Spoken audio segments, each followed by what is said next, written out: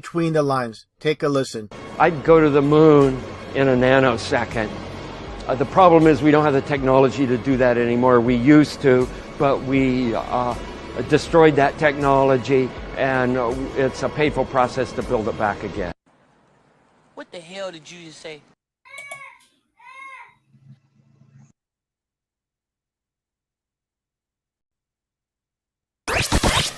This is the Mellow Dome.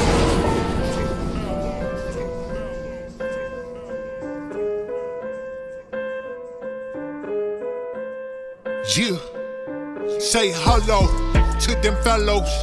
The nugs sticky like marshmallows. Always ready to go, reppin' that wake and bake show. With Awesome Austin and Christian Knapp. Better put on your thinking cap, cause they're getting down to the nitty gritty. And sometimes they don't look so pretty. From Sandy Hook to 9/11, hear them out at your discretion. From flat earth to moon landings, all aboard and listen to your captain. And pack a bowl while you at it, cause staying baked is a habit. Fresh out the oven, it's time for discussion. So much knowledge you might get a concussion, cause you are now in the mix with the slickest of the slicks, the kings of the throne.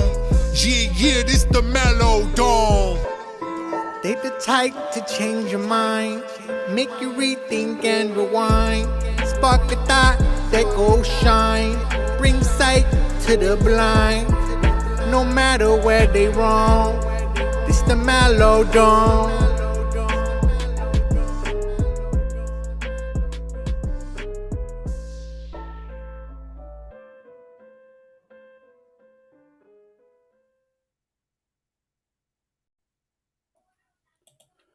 All right. Welcome, everybody. Yeah, dude. Those puppets Welcome to the Mellow Dome. Those puppets have a good personality, man. They like, they glance over at each other and they interact like they're cool. Humans. They tight, bro. I don't know how they do that, but that's Yo, so check it out.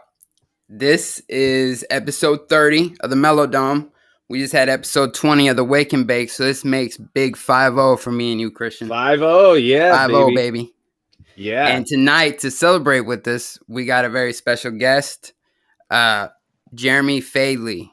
Did I pronounce that right? I hope I pronounced your last name right, bro. Yeah, you got it. Bet. Yeah. All right. What's up, brother? Nice to have you on. What's happening, fellas? And from the channel, I Want to Know More, by the way. A hot new channel. You guys go check it out. I'm going to drop the link, but go ahead, brother. How you doing? Man, I'm doing awesome. How are you guys? Congratulations on the big 5-0. I think I have been there for all 50 of them. Oh, dude, that means a lot, dude. Thank you so much. It does. Like, seriously, that's awesome. There's a couple people in the chat who said that. Yes, dude, that's right. And I love that, dude. I love hearing that, too.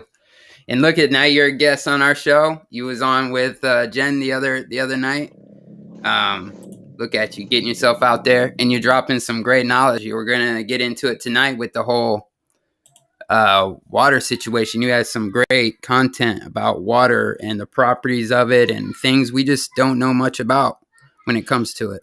Yeah, and before you get into that, Jeremy, can you share like when you started like getting into this stuff? Like what got you going in this direction, and like I guess questioning these properties and wanting to like, because probably for a lot of your life, like most of us, we just think of it as like water, right? We drink it and we use it and stuff like that, but there's something that has drawn you to making a few videos on water. And when was it that you started really gaining an interest in that?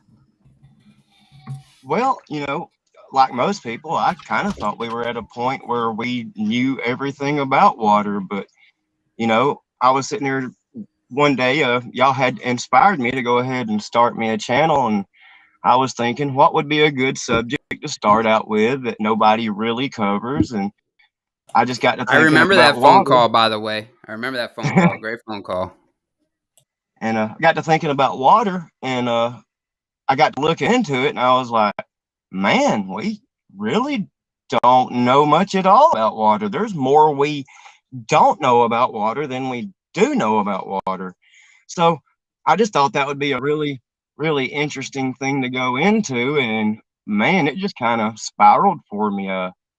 You know, I've got to the point now where I pray good intentions and healing over my water before I drink it. And, you know, it seems to have made a difference. I mean, there's just so much about water we don't understand. Like, one of the things I've been thinking about lately is they say when we die, we lose 21 grams.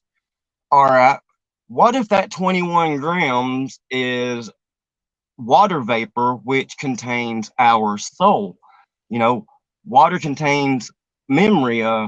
There is a article I sent you earlier today that some German scientists had done an experiment proving that whatever water comes in contact with, it retains a memory of. So basically, you know, the water inside of us contains the memories from, say, Moses's time or the times of Jared before the flood. I mean, there's so much information contained in water. Water's amazing.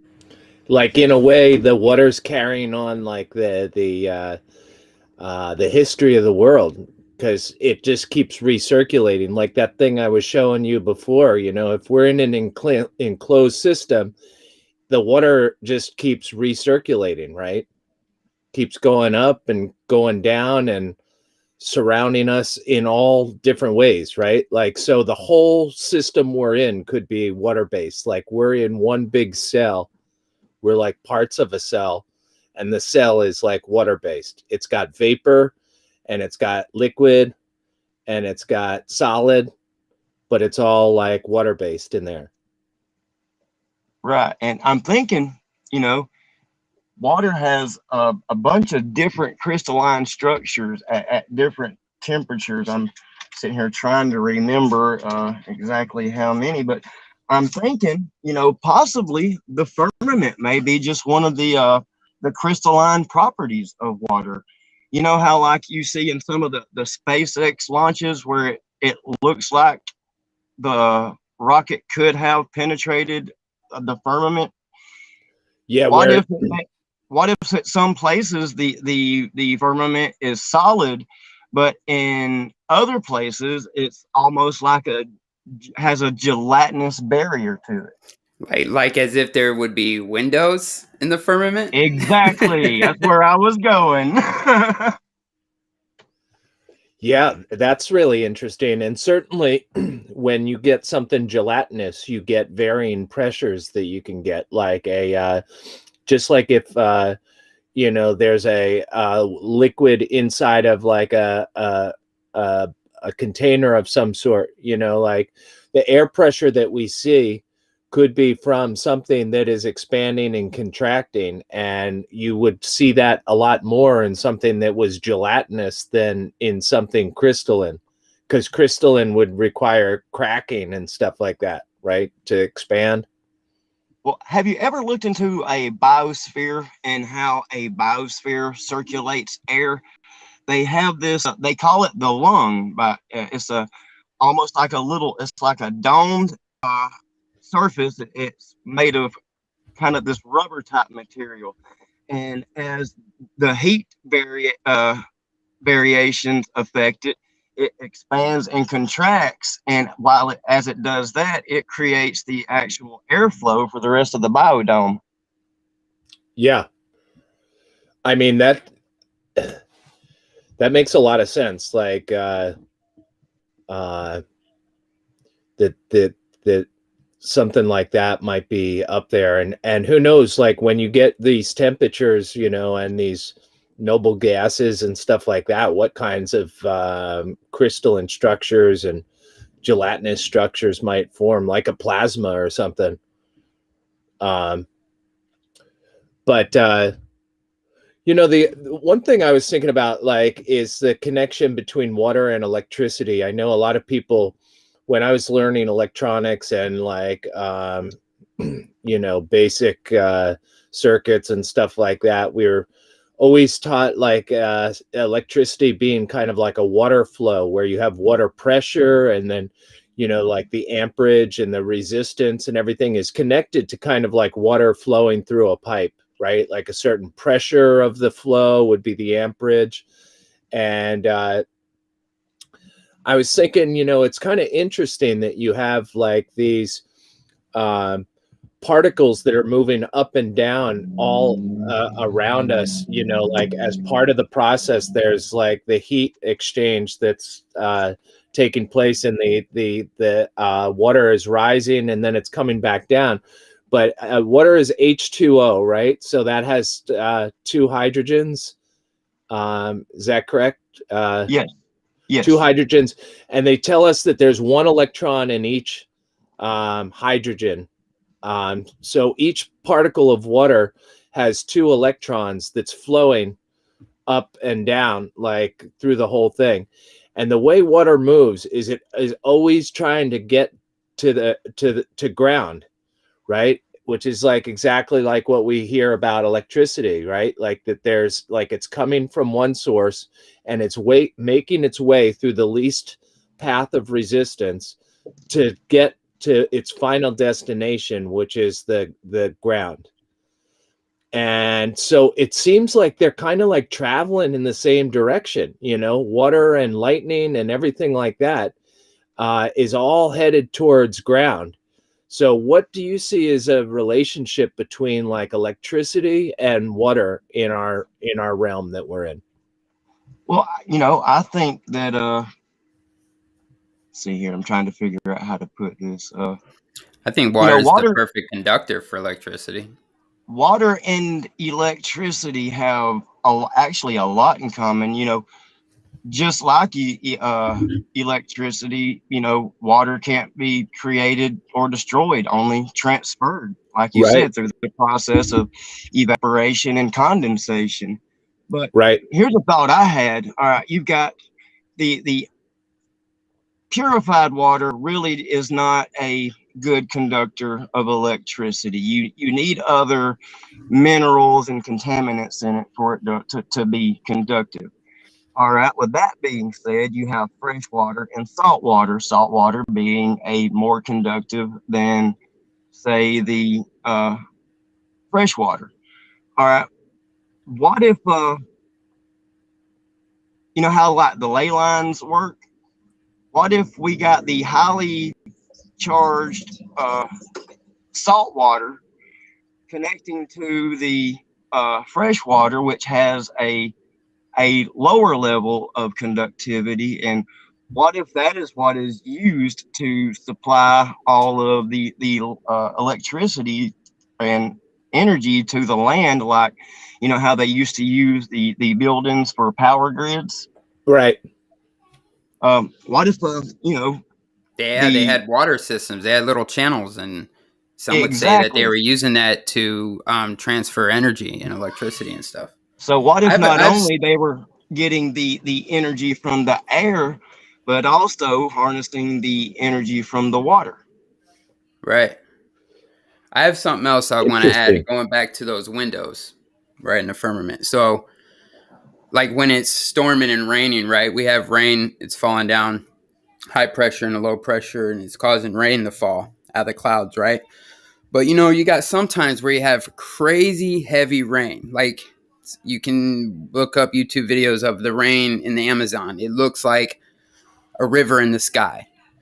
And so what if, you know, because we're in a pressure system, contained pressure system. So when you got high pressure and the low pressure, what if some of those windows are opening up, allowing water from a higher level to be let in? And that's what we're seeing fall to the ground, not essentially this heavy water in these clouds. I understand water is in clouds, but I don't think that these things floating in the air are going to be full of 2 million pounds of water.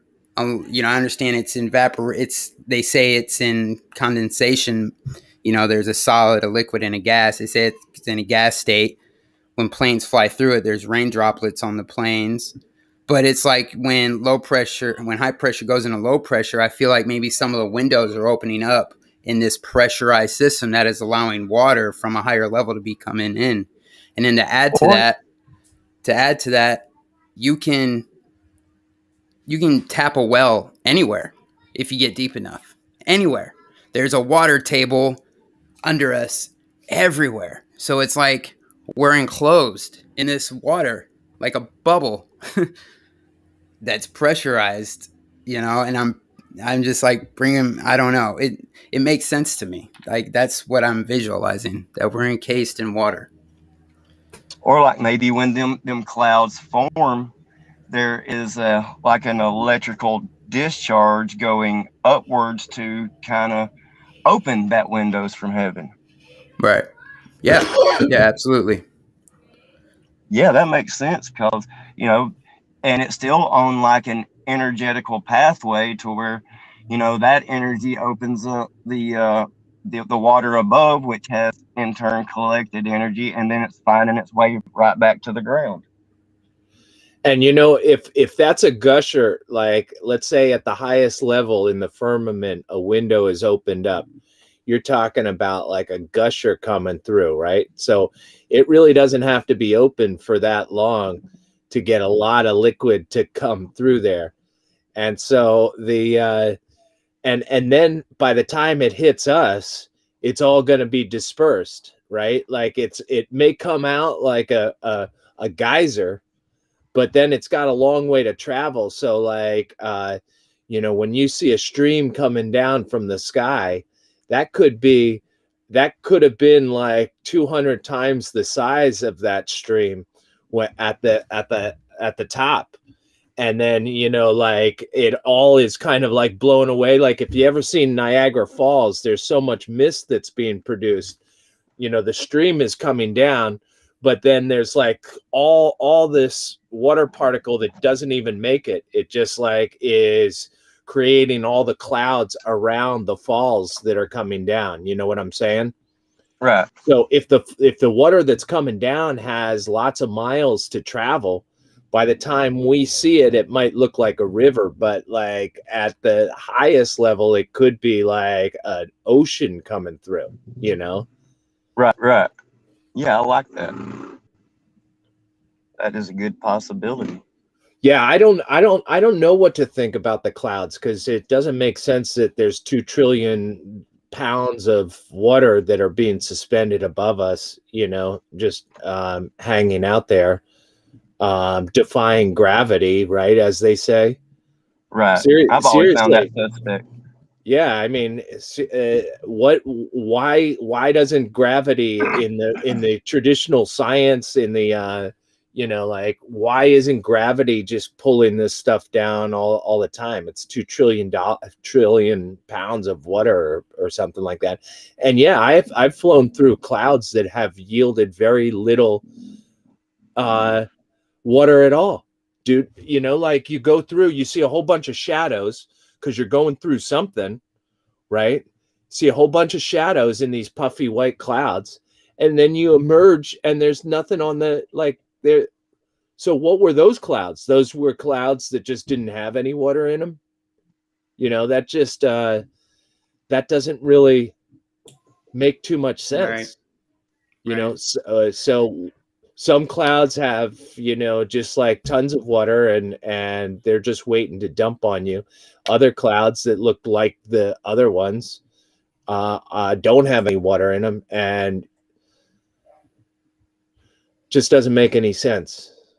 Hey, Jeremy, so you were talking about in the first video, you're talking about these patterns that it would emit depending on how you would speak to it. So it's like adapting to vibrations. It's sentient almost, you would say, right? Yes, the Dr. Emoto water experiment. Yeah. Could you get into that a little bit? Well, basically what it was this doctor, Dr. Emoto, I can't remember his first name, but he would take, samples of water, and he had this or some kind of microscope, and he would view them right as they started crystallizing. Well, he discovered that he had some water that he said stupid and all other negative things to. And then he had this other jar of water, all from the same source, mind you, that he had happy intentions. And for every day he would come in and he would speak those words that were written on the jar. And then after so many days, he went and put them in this microscope. Well, to his surprise, the ones that had the positive vibrational words, like love and happiness, they form these beautiful crystal patterns, like snowflakes, just you know, just beautiful. And then on the other ones, they were just kind of globbish, very unsymmetrical. And so he deduced from that our intentions and our words have an effect on water. Now, you don't even have to speak these. You can just write it down. The rice experiment, I'm sure y'all have heard of the rice experiment before. Yeah. Oh yeah. But I mean, that demonstrates that you don't even have to say the words. It is the written down word and intentions that was put in it. And the implications of that is just outstanding, I thought. Yeah, it's also interesting to note, isn't rice mainly water? Yes, after it's cooked. Yes, sir. Or plastic, depends where you buy it from. Yeah, depends on what company you get it from. Yeah, and so it also makes me think about us being mostly made of water, right? And us looking at symbols, picking up on that frequency, we're absorbing it. Us picking up, like if we were to watch TV every day and look at those symbols and sounds and images flickering in front of us, we would be getting those frequencies and those shapes that are being created by those images and sounds and frequencies. And our water body, our self is absorbing all of that. You know what I mean? And that's what's in my head. And what kids are getting, they are a literal sponge, and your children are sponges right now. It's like little water sponges. They soak up all of it, so it's really important what you're going to put in front of them. Yes, words or sounds carrying frequency. Yes, Steffi. Traveling through the ether, which is a fluid. Right. Go ahead. Not Bob. only that, we emit an electric field of at least 6 foot, some more, some less. And that field, when we come in contact with somebody, I mean, have you ever just walked next to somebody that's just been in a bad mood, just pissed off, and immediately that person you can feel it. Off. You can feel it. Right. Like when you walk in a room and someone had an argument, you're like, man, you can cut the tension with a knife right now. Oh, dude, I one time walked into my in-laws' house, and it was like, I don't know what was going on before I arrived.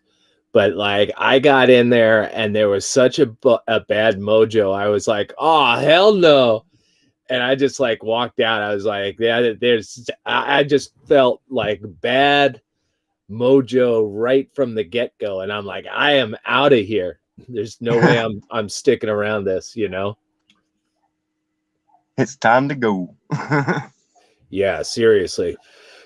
And that's honestly, dude, like in the past, I might have hung around and been like, maybe I can change the mojo in here, and stuff like that. But like as I've gotten older, I'm just like, you know what? I need to just extract myself from any kind of situation. And you know what? Over time, people realize that that's the way you are. And in a way, they have kind of an obligation in when we're in a room together in a common place to kind of keep the vibrations high, or I'm gone. That's kind of the bar that I set for people around me. It's like I'm not going to make a big stink about anything. I'm just like gone from it. And honestly, that's the best way to be, because I mean, really, at that point, all you could probably do is just make the situation worse. Yeah, I know. And that's how it is bring your me. own I mean, think about you basically have your own psyche gets attacked in the process, and it's like the bad intentions. It's like those bad vibes are now getting your water cells to resonate, like with those bad frequencies. And it's like you have to kind of like take ownership of the space around you, the ether that's around you, and be like, I need to keep myself in positive ether, and where there's negative ether, I need to kind of extract myself and find the positive ether.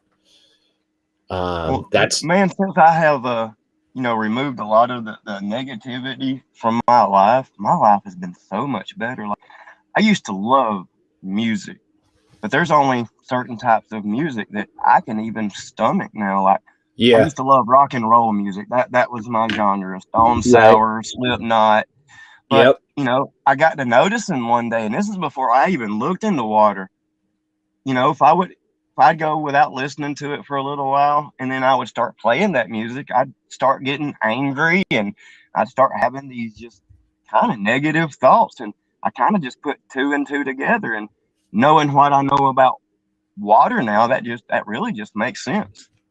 That's really interesting, because we know that these movements of music are all like manipulated, right? We know that like gangster rap, and we know like grunge and rock and roll, and all of these things like the Beatles coming out of like think tanks, basically, as to like what kind of music we're going to use to kind of manipulate the population, and there's a lot of stuff that the lyrics in a lot of things don't make much sense at all, but they're just pure emotion. Almost like all they are is they're resonating those frequencies, just like grunge, like basically you get the feeling of the song without even singing the words. You just like, hey, oh, yeah, and it's like there's a person who's in turmoil, a body that's not a happy state, right? And someone who's got to break free of something, but like, it's just pure angst in the music, right? And I Right. think that's kind of what they wanted to do. Let's come up with a bunch of bands that are just about angst. Let's base it all in Seattle, because that's where there's lots of angst, right? And we're gonna like run the airwaves with this kind of frequency, so that everyone is brooding. You know what I'm saying? Like, let's get the world Right. brooding with this music. And that's like what they want to do, is just have us all brooding. And so right when you turn the music on, I could totally see that, Jeremy. Like, it could put you into that mode where you're brooding, right? Like, Yeah. dang, it's powerful stuff. But it's they know exactly how it works psychologically, these tones, and these all the pop stars that are coming out of the like Mickey Mouse Club, with like Britney Spears and Justin Timberlake, and all the engineered sounds that they use for these guys. They know exactly what they're doing with them.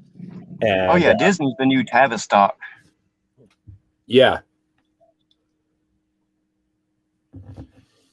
Tavistock and the Rand Corporation, like the whole all the think tanks, I think, are just another way of saying like CIA. I don't know. That's just my belief. I agree. I It's agree with like you there. at some 100%. point, it's all about like creating a matrix of deception for us to live in, right? So that we're all like, in a way, just like, slaves of the system, and won't even question the people that are running the show, because we don't even know who it is, right? Well, it's just part of the spell. I mean, I sit and look around, and I think, how do people not see this? But at the same time, I understand how powerful images and energies and messages are to us. So it kind of makes sense. And I just wished I knew a way to break that spell because it is a powerful one. Like you can sit there and put proof in front of somebody's eyes and they're just so brainwashed. They have to be looking controllers has for done it. it so good. Yeah.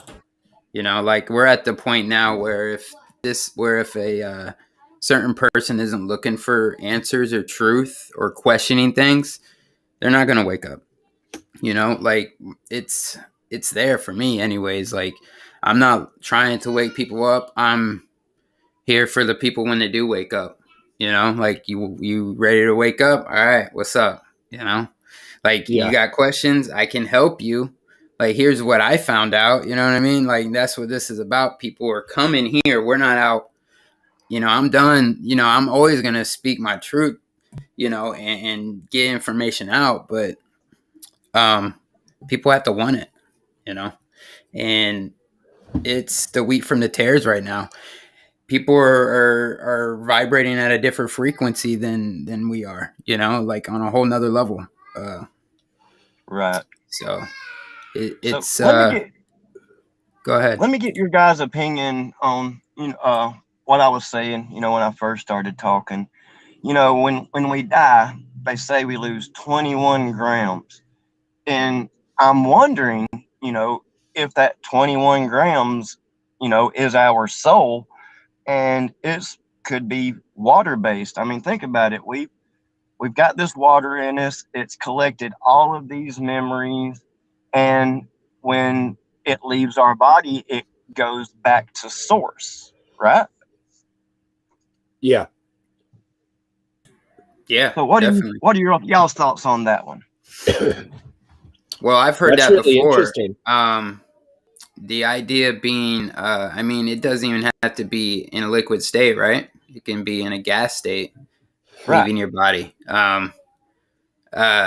But yeah, I've heard that before, and I've supposedly they've ran a bunch of tests where they would weigh out right after someone's death, and it always ends up being that same amount, right? Right. And so they're assuming. I mean, I think we do leave our meat suits, if you will. And I was, it's funny because Eric Dubay just posted a video about the paranormal and ghosts, and I watched it. And it was really fascinating. It was talking about this, like what happens to us when we leave here. I like that idea about it being, because how are we going to get there? I mean, how is that energy transferred? If it is a soul, how is it getting there? Like there is some type of spectrum or ether it could possibly be going through. Who knows? And I mean, I don't know. That's above my expertise for right now, but I definitely vibe with that. I like it a lot.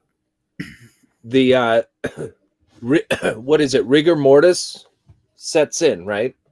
Right. And so what's happening there is like to cause rigor mortis. Is that the blood hardening?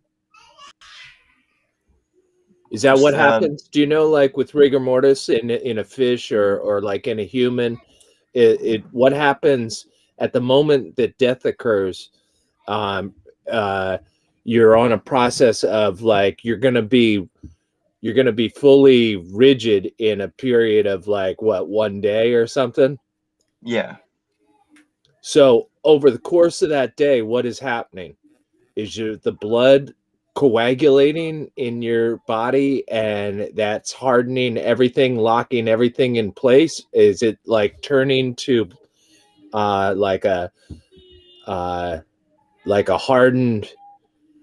Because I wouldn't be surprised if it's somehow connected with that, where if water vapor, let's say that 21 grams of like the water vapor and stuff like that leave, maybe they were the magic ingredient that was needed in order to like keep everything from hardening up or something. I mean, 21 grams is not a lot, but if it's a lot more than just water, maybe it's like some kind of a water-based solution or something like that is a super sentient thing, like you said, that it holds memories and everything like that, which is really interesting to think about, because we always associate that with our brain, right? Like memories are in our brain, but what if memories are all throughout our body? They talk about muscle memory and stuff like that. Exactly. What if that is memory, like is a distributed system in the body, not just like a centralized nervous system, but like they want us to believe that the brain is where all of the memories are stored, but you might have something there where it's following your gut instinct, right? Yeah. That's like you have, what are they called, neurons in your gut, right, in your heart, Yes, and all these other places than just your brain, you know what I mean? So and you can connect that with water as well. Water can, it's how it they takes fascinating, talk water to about, keep them functioning. yes. I mean, the neurons that, the network that they describe flowing through our body is just like so bizarre. If you've ever seen one of those pictures of what like the skeleton and all of the arteries and nerve endings and stuff like that, what it all looks like if you were to just like take all the meat suit off. And it's crazy, dude, to think that that is all wired inside of us, and you have to imagine maybe water is the electricity of some sort, like water is what makes all the messages happen in your body. Like it's the ether for your body, like it's the solution, and any impulse that's felt in one spot will be felt like throughout the whole body, because it's just like making a sound in water. You can hear it for miles. It resonates so much further because it's in a liquid than it does in air, where it's choppy and stuff like that. If you have one Well, they're continuous, both a fluid state. One's just more dense than the other. It's technically both a fluid state. My son's going crazy out there. But yeah, I like where you're going with it. Yeah, I really like that. I was gonna say something, but I lost my train of thought, dude. Damn it. your kid scared it out of you. Yeah. You're Sorry, like, dang. But just so you know, Austin, it is nice to hear your kids in the background. Thank you, bro. Appreciate it. I try not to. I don't. Some people out there be like, "Oh my gosh, so much commotion," and So I don't want to. I want to try and be halfway professional. You know what I'm saying? But yeah, man, I appreciate it. I love my boys. Yeah, it's all good, dude. Yeah, we got 58 people here, man. Appreciate everyone being here with the other shows going on currently. We're keeping it up. I really Keeping it appreciate real the support, guys. Yeah, definitely. The big 5-0, baby. But yeah, that's one thing I've noticed. Like, this community is probably some of the best people in the world. I haven't met any of these people, but boy, I love to see them when they're in the chat. Yeah, man, me too, dude. It was like that for me until I went to my first event and met so many of them, and then even the ones that I seen on screen, I got to meet them, and it's like, wow, they are as real as they present themselves on these screens. It's like you're dealing with genuine people, So some would say that this community eats their own, but I think that's a bunch of bullshit. I think this community is awesome. It's great. Well, all I can say is this community has gave me a lot of support since I've started my channel, so I can't say anything bad about this community. I know there's probably a few bad seeds here and there, but from what I've seen, these are some of the best people on the planet. Yeah. Look at all three of us. All three of us are doing things that we never would have done in our lives if we hadn't like met this group of people. Like, I make music, truth songs and stuff like that, and it's like nothing got it out of me until I started interacting with this community, So I love the fact that people love to bash us and think that we're participating in something that is like, somehow against the like just against the doing something that is gonna tear us apart somehow, like our belief system's gonna tear us apart. But then it's like, no, like actually meeting this community and like starting to do my own research is what got me wired into like there being a creator and a creation that we're in. And it also got me to meet a bunch of people and got me to do some things that, like, honestly, I wouldn't be in my comfort zone in my like other life before when I was a Globie or whatever. It just like I don't know, it kind of encourages people to be who they are and to take chances, because we're also supportive. That's what I told Stavely is like, when I did a live performance at Solar Return, I felt like, it was the best place in the world to do the very first live performance that I've ever done in my life at the age of 52, right? And it's like, I just felt like I was with family, like so super supportive. And I don't even get Bro, that was awesome too, man. The energy when you were playing was so cool, bro. Yeah, it was it awesome. was so fun to see people like, Rose in the front row, just like, singing along with the songs that she knew. And just honestly, it's much more than the actual sound that I made. It was just a fellowship that felt like really good. And it felt really good that I was doing things that I otherwise would never have. I mean, my own family's not been like musically supportive of anything that I've done. It's not like they bash me or something for making music, but they just like,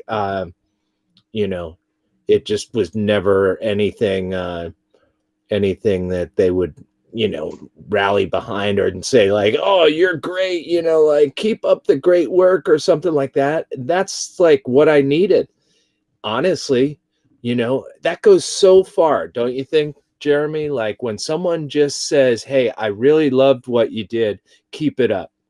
It just is like, that's all you need to, and you put a few of those back to back, and all of a sudden you're like, yeah, now this feels like this is the right thing for me to, it feels great. And honestly, it wasn't until I found this community that I ever felt that way, that kind of support in the content that I was interested in creating.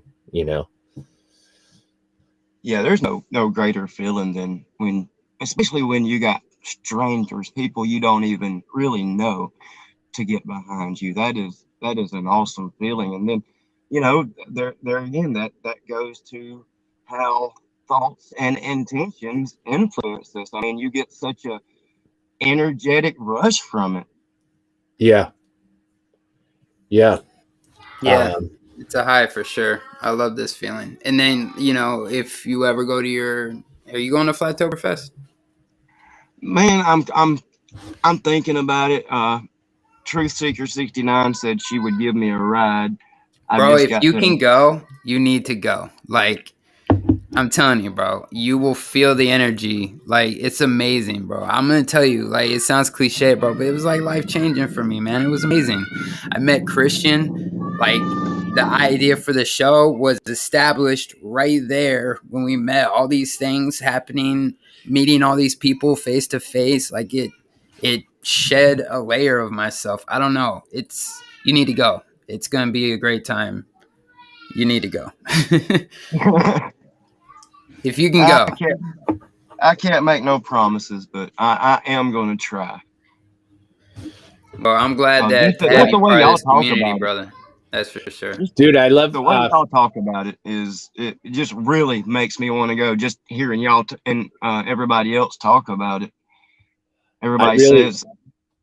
Go ahead. Sorry. Oh, sorry. I didn't mean to interrupt there, buddy. Go ahead. Oh, no, go ahead. I just reading the chat and everyone like Chris, Bay Area Believer, and Flat Accord Music is awesome set. Even though I wasn't there, it sounded great from my backyard. You know, I experienced the first Flattoberfest just like I was dialed into the live stream, and that's where I met so many people that I was psyched to meet, like Ramrock, you know, because I saw him on live streams at Flattoberfest, you know, and yeah, it's cool that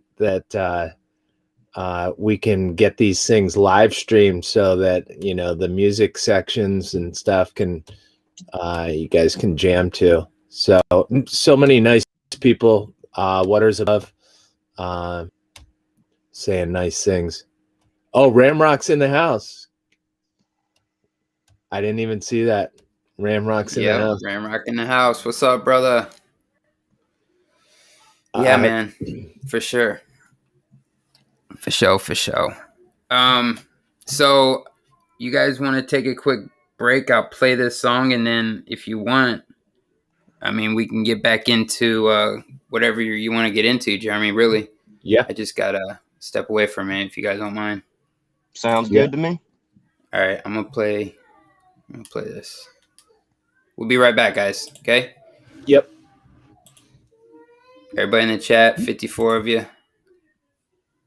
We'll be right back.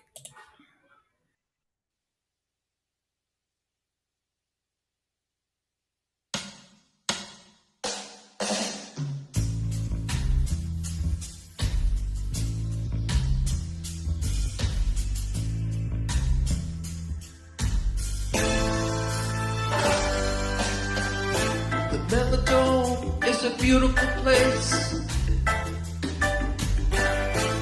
we've created in our minds to explore the world around us, the oceans and the skies. We want to reach out and connect with humanity, with beautiful souls, truth-seeking minds, open eyes to see. Yo, why they always trying to grow, trying to clown us like Neil deGrasse so-and-so? They must be joking, cause the bears they've been poking, they are woken far from broken on another level float. Got to keep the truth flowing, cause they'll be choking as we keep quoting all the facts we've been told, cause the truth is potent, and the globe is broken, we are still, ain't no motion. We know that we don't know. Ooh, that's how we grow. We stop fighting with ourselves. We learn to let things go. Now we all come together in this moment in time for fellowship, to share the truth, to relax and unwind. So, gotta keep the truth flowing, so you'll be choking as you're quoting all the facts we've been told. Because the truth is potent and the globe is broken, we are still, there ain't no motion. The Mellow Dome is smoking, so take it back, take it home, hit us up on the phone, cause you don't have to be alone. Welcome to the Mellow Dome.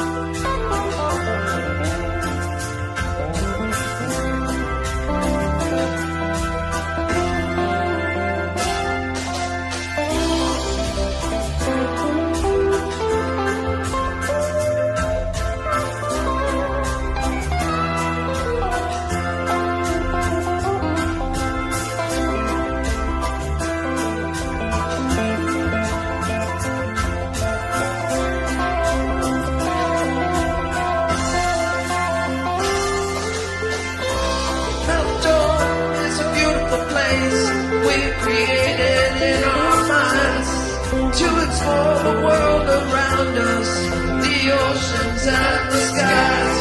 Want to reach out and connect with humanity, beautiful souls and truth-seeking minds, open eyes to see. All right. Back at it. Welcome, everybody. Yo, back yo. to Mellow Dome. Back to the Mellow Speaking Dome. of which, I see Waters above in the chat. I hung out with her today. She came over with her son. That's so cool, dude. Yeah, it was very cool. Very cool. She also got a t-shirt. She Awesome. got the only ever white Mellow Dome shirt. Nice. The very first one. She's and one she of a got kind. the first one with this one isn't color. I had a color one on earlier. She's the first one to ever get a colored all like the tie-dye looking trippy color look. Yeah. She's the first one to get one of those. She's one of a kind, dude. Yeah. Yeah, she's cool. I love this I community. like watching Waters Above and Zulu One's Monday night trivia. Yeah, that's fun, dude. Yeah, I know, right? I work every Monday, but I try to catch it. I watch it until like almost happy hour and guests start coming up. I can't really be playing. But yeah, definitely, dude. I do that with a few shows, man. That's why I don't understand how trolls can be watching these shows. I can't even keep up with the shows I want to watch. Right? It's crazy. You got to be getting paid. How you going to watch it? How you going to keep up with the shit you don't agree with? Like, what's wrong with you? Yeah. Exactly. I don't like what this guy's going to say, but I'm going to watch his whole video just so I can have something smart to say. Yeah. Right. Yeah, it's like, why would someone spend their whole life like listening to all these streams to come up with like ways to troll you if they weren't getting paid? Oh, Lord. I wonder how you get that job. Like, where do you apply to be a troll? Well, dude, I mean, I hate to tell you, different than a crisis actor. I'm sure there's a website or someplace you can sign up and, you know. Dude, I think they've transitioned a lot of the military, believe it or not. Like, it sounds sad, but I think they have trailers full of like internet connections, and they have people that play different roles, and like, you know, their whole job is to create like a social media presence that would kind of influence stories and like you know, take on comments, you know, like if you say something, for instance, about the flat earth in a open forum, you're likely to be like taken on like really hard by someone who may be in a trailer somewhat and their job is to basically you know, just influence social media, like spend time with different logins and different names and stuff like that, and just create general you know, in a way, just pushing news stories and crisis events and things like that, you know. I think it's all I know is, go ahead, sorry. No, I just think I think there are a lot of people that are sworn to secrecy, so they're at some government level, you know, and they are that's their job, dude, to troll and to you know, be part of the influencers, but also the technology companies, you know, they've got bots going, so they've basically been able to figure out how to like not have so many humans in the process, you know, and so there could be a lot of trolling that's happening from things that we think are real and they're not real, you know. You want to talk about trolling? This missing vlogger chick made a song about the Sandy Hook. Like, no, yeah, dude. Yeah, she's in a music video for Sandy Hook. when she was like 14 or something, right? Yeah, like come on, man. And now, my gosh, dude, they connect all that shit. Yeah, that wow. I didn't even follow that story, dude. Like I didn't. Someone told me the other day that she had like something to do with the van life because we were talking. By the way, yeah, I think that too, bro. I think that too. That's definitely because the normies, you know, if you approach somebody, tell me they're not going to bring that situation up to you. Tell me they're not going to bring that up. When you tell them you're going to go live out of a camper, they're going to say, well, like be careful out there because a pretty little girl just got killed out there living Remember that what life. happened to poor old Gabby? Yeah. You're right. And all of the different angles of these stories are in there for a reason, you know. That's definitely one. But after last weekend, after our call with the guy from his Edward from his RV, I've decided I want to do a segment since I'm now part of a new community, which I would obviously never be if it weren't for Flat Earth. I wouldn't be living in a trailer. Damn Flat Earth. Yeah, it got me living in a trailer, but now I'm part of the trailer. I'm down by the river. Bro. Oh man. So listen, what I'm going to do is I'm going to create a show that is called Trailer Truth.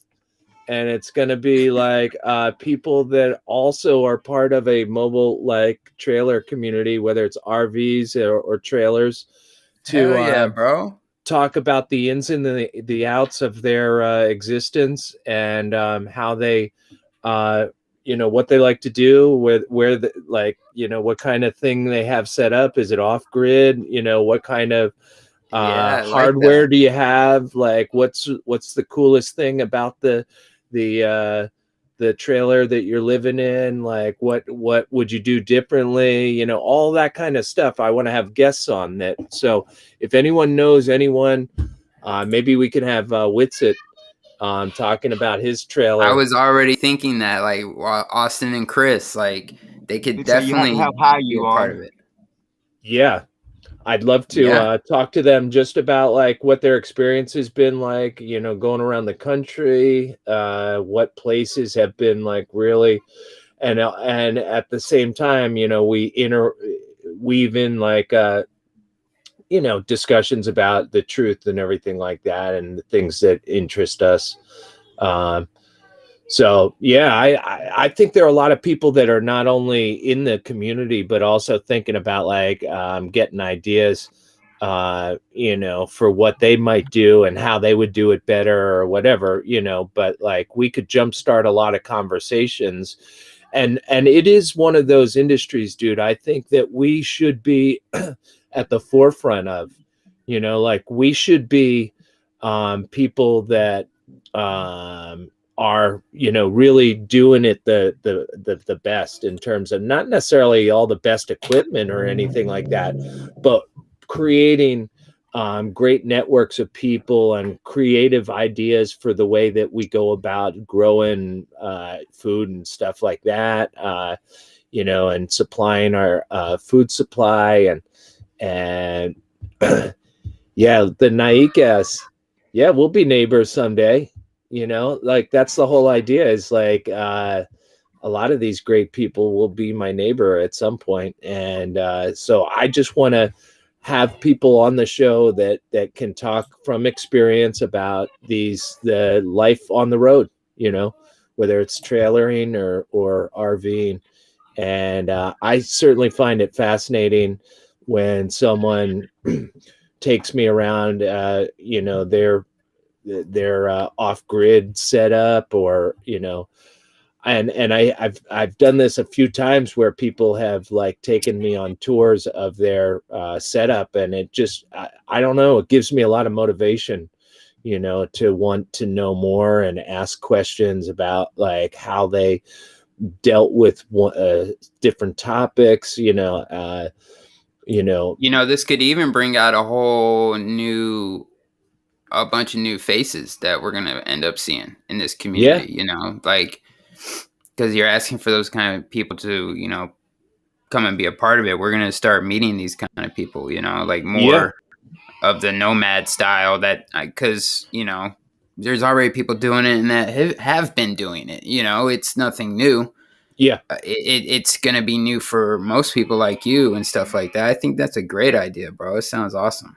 Yeah, Sounds original, trailer you know? truth. Yeah, trailer Yeah, I truth. like it. I'll do it on my channel. If anyone knows any good guests that would be interested in talking, you know, anyone who's living life in an RV or a trailer, I'd love to have you on the show and shoot the shit. I'd definitely watch it. Yeah, thanks, Jeremy. Like, yeah, you're not in a trailer, right? You're in a house. Well, I live in a mobile home, but it is not mobile, so. I gotcha.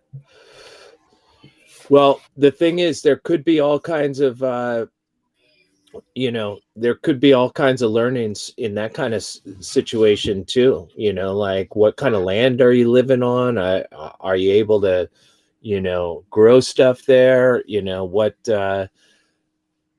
limitations have you found with mobile home versus, you know, being mobile? Like at one point, if it's a mobile home, it's like you can like get it to a location, but then you kind of like set it down and it stays there, right? Yeah. Yeah, that's the idea. But my dream is, and I know one day I'll achieve it, is I want to do what you're talking about. I want to get me like a camper trailer or RV or something and just be mobile. Go stay a couple of weeks at this national forest. Go stay a couple of weeks at this national forest. Just see some of the world while we can. Because I got a feeling, you know, before too long, we'll be forced into communities with like-minded individuals because we're not going to be able to survive elsewhere. Well, Right. You know, that's kind of a doomsday kind of thing. I think there's a lot of happiness in being mobile and like getting away from the garbage that's taking place. And I think they'll let us go to a certain extent. They'll make it hard for us to interact with them, but it's not even about being doomsday. It's just, it is what it is. They're going to make it to where it's impossible for us to live our everyday lives. So we're going to have to find our own means for our everyday life. Yeah. We're going to have to adjust our means of living, you know, and, you know, I think what they're really doing is they're actually making, to me, what they're doing is they're making their way of life so unattractive to me that I don't want to participate in it. You know what I'm saying? Yeah. And so I don't feel like I've been threatened in any kind of way. Like I see craziness going on around me and I like seek to go to places where the craziness doesn't exist and that, you know, yeah, they've created an environment where, you know, it's disgusting to go into a restaurant and have all these people masked up serving you food and all the, you know, like there's they've taken the joy out of eating out for you know, for me at least, and so okay, they've made dining out a pathetic experience. So like, I just want to go where there are restaurants that are acting normal, you know, like, and they just, and maybe those restaurants don't even participate in the system either. Like maybe those restaurants, you know, like any kind of restaurant that adheres to all the standard protocols of their government, they're going to basically, you know, look kind of the same, like based on the state that you live in. But like maybe there's a whole underground network of restaurants that you can dine at that, you know, don't adhere to the standards, you know, like that are being presented. Every time I've seen a business actually not like adhere to the rules, you know, their business increased. Like the only time I've seen like businesses get shut down was that news propaganda shit. Yeah. So I see benefits in not going along with the situation. Obviously, it's shutting down all these other businesses when you play along and you want to pay the fines and all that stuff. But like the guy who runs that pawn and jewelry shop, he ended up even being a flat earther. Jaron talked to him, and he was going against all the rules. And I've seen other companies, other businesses, hair salons do it. And it's like, if you're not going to play it's like, I'm not going to play the game, you know? Yeah. Stop playing the game. That's all it is. Yeah. Yeah, Steph, send me that, please. And Steph sent me some awesome stuff the other day. She sent me, there is people in Jamaica. They like went to the mountains, bro. Said, nah, we ain't doing this COVID mess. Nah, we're not doing it. And they have a whole life in the mountains, you know. That's awesome. It's amazing. That's awesome. It's very cool. Yeah. Very cool. You may find a lot of open areas, you know, in the mountains that I don't know if it's possible to get trailers in, but you know, like you could find some remote locations and start pioneering, you know, doing what the pioneers did and creating sustainable, you know, environments. Man, talking like this really creeps me out, bro, because like I got 3 boys and it's like their future, man. I know. I don't want the end. I don't want that life, you know? Like I don't want to even talk about that or even manifest that. I want my boys to have an amazing future, you know? I don't want, even at the same time, if we was forced to that life, I mean, honestly, it would be kind of getting us back to the way that God had intended us to live life anyway. Yes, a simpler life. Yes. Yeah. Yes. So I mean, yeah, it's kind of I ain't gonna say scary. I mean, all my faith is in God. I mean, I know He'll see us through one way or another, but it's like you. I don't want to deal with the super inconvenience that it's going to bring us. You know, Well, it's not just that. Like it. Yeah, I totally get that. I don't mean to cut you off. It's just I don't like how we're talking about the powers of water and how words manifest and we can manifest. I don't like giving it even any vibrational frequency to give it any more energy than what it already has. Like it's like we're almost helping it manifest itself by contributing to this aspect of it, because the normies aren't manifesting that. We are, you know. This is a fact of life that we're born into a system that's continually becoming more restrictive and disgusting with the way it is managing people and controlling the lives of people with systems that we'll never be able to change in our lives. Whether it's a financial, pharmaceutical, look at how many people are brainwashed into believing all these pills actually do stuff for them. Right. You know, now you could fight these people and try to educate these people that these systems are all there just to make customers and to, you know, like, but I'm not sure, you know, like over the course of my life, I've just seen people just like fail to use any kind of discernment when it comes to a government narrative that's fed to them on a mainstream news channel or whatever, you know. It's like they're just going to buy into that story that they've been given with the pride that they've had from their schooling. They've grown up to believe that this is the best place in the world. There's no other place that I'd rather be than this place where everyone in the world wants to come here, you know, except for when Donald Trump, of course, was president. And then we were the laughing stock of the world. Right. But the rest of the time, right, we're like that this is the story that they've fed us, right? Like we became a laughing stock. Well, guess what? I still think there's a lot of countries that are laughing at America, and the way we go about things and the craziness. I mean, honestly, dude, a lot of people come to America, and after like a few weeks here, they're like, "Whoa, I can't wait to get back," to my homeland, because that was crazy, right? Or whatever, But if you want to believe that this is the best that mankind has ever done, that this is the shining beacon of freedom in the world, which, like, go figure, like, we have 216 channels you can choose from. In China, they only have 3. So who's more free? I guess we're free in America, right? We're free to choose one of 200. We have more options of programming. Yeah, their playbook's smaller than ours.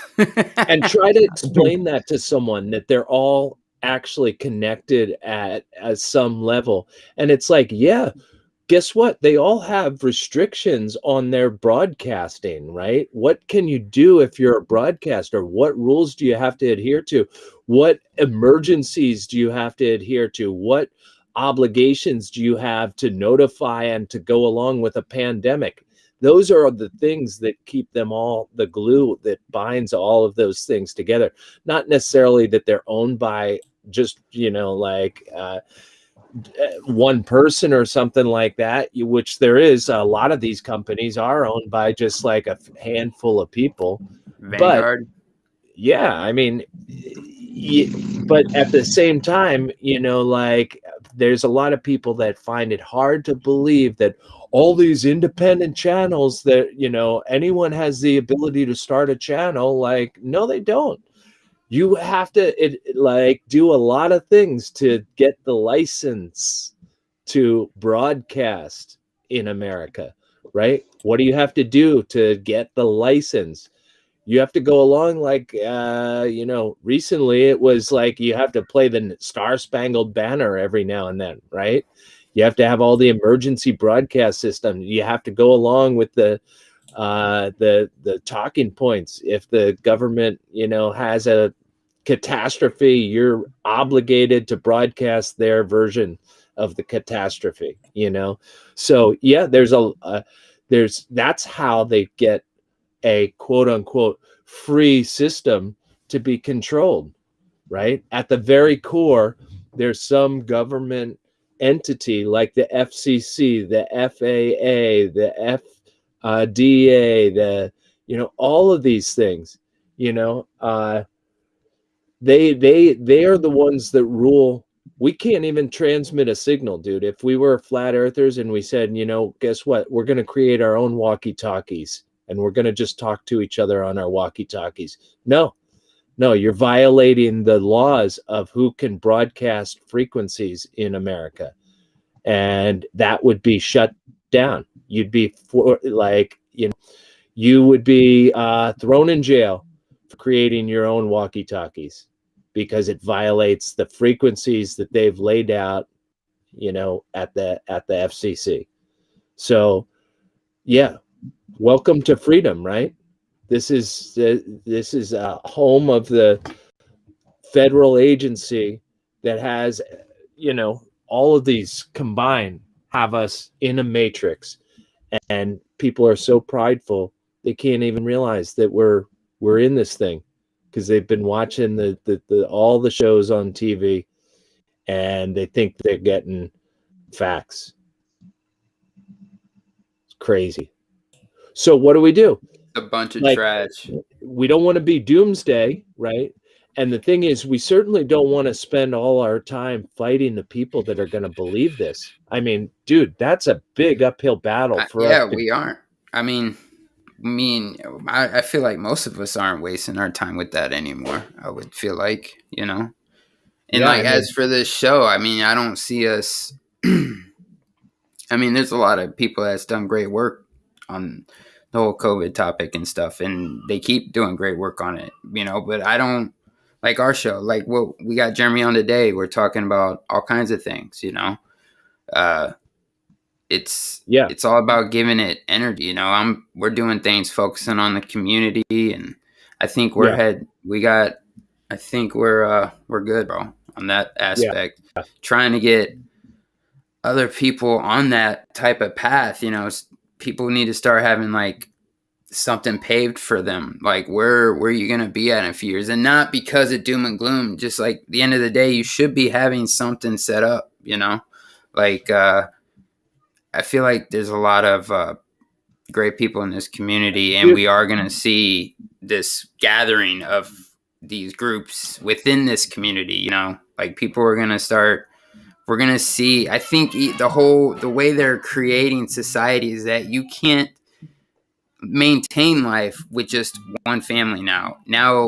It was just a mom and dad and the kids, but then all of a sudden it's mom and dad, the kids, and then the parents, right? And there's like mom and dad, the kids, and like an aunt or whatever. It's like these. Now you're gonna start seeing actual families living on properties together, maybe. And with gardens and But I'd like to know what you think, Jeremy. What do you have any children?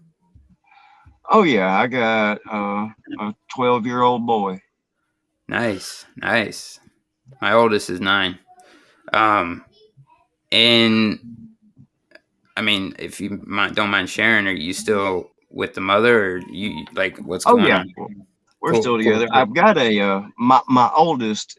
She's 22, so I don't consider her a child anymore. But unfortunately, she's went to college and she is completely brainwashed. I really can't talk to her about nothing. It's to the point she avoids me these days because every time I see her, I keep trying to point stuff out. She's been jabbed, even though I tried my best to talk her out of it. But that was with my ex-wife, and the wife I've got now. We've been married for going on 14 years.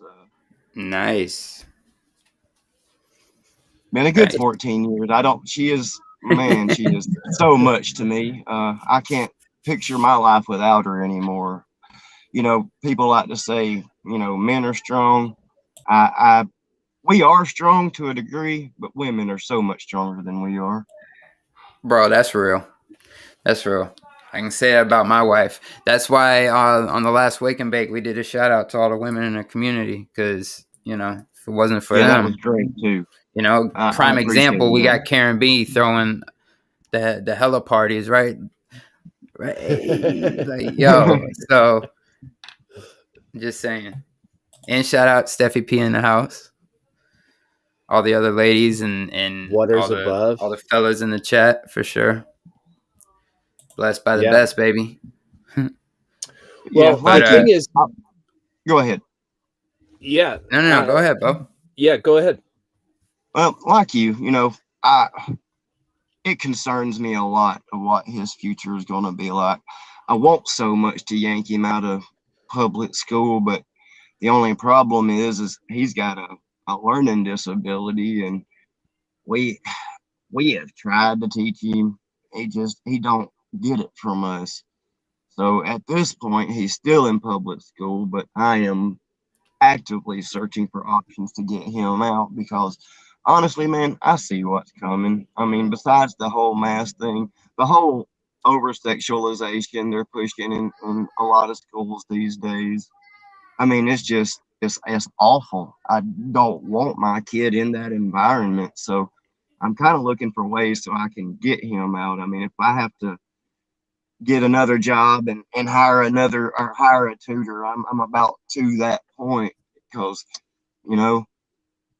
in the end, I think it will be good, when we have to get back into these communities, though. I mean, it'll be rough for a while, but like I said, right. I think once they push us to a certain point, ironically, we're going to have to go back to how God really intended us to live.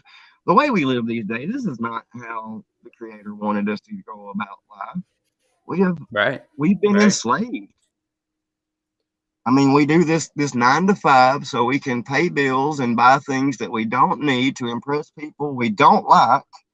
Yep. I mean, it's just a never-ending cycle. And, I'm going ahead and trying to prepare for all of this. I'm trying to build relationships with people, like-minded people. So when it comes to this, we have some people to fall back on.